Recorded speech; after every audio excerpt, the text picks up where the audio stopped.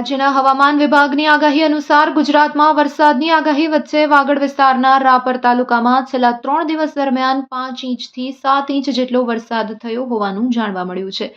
રાપર શહેરમાં 5 ઇંચથી વધુ વરસાદ છેલ્લા 3 દિવસથી વરસ્યો હતો, તો ગ્રામ્ય વિસ્તારમાં પણ 5 ઇંચથી 7 ઇંચ વરસાદ વરસ્યો હોવાનું જાણવા મળ્યું છે. તો ખડીર વિસ્તારમાં પણ 1 ઇંચ વરસાદ રાત્રિના સમયે વરસ્યો હોવાનું રતનપરના સરપંચ દશરથભાઈ આહિરે જણાવ્યું હતું.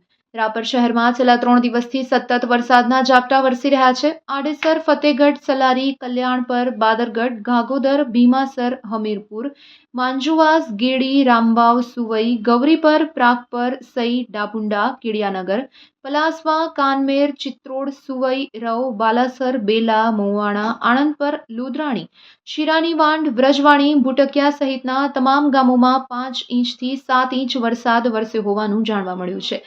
સુવઈના આગેવાન હરિભાઈ રાઠોડ અને રતનપર સરપંચ દશરથભાઈ આહિરે જણાવ્યું હતું કે ચોમાસામાં વાવેતર કરવામાં આવેલા મગ, તલ, મગફળી, કપાસ, જુવાર, બાજરી, મઠ સહિતના પાકોને ફાયદો થશે.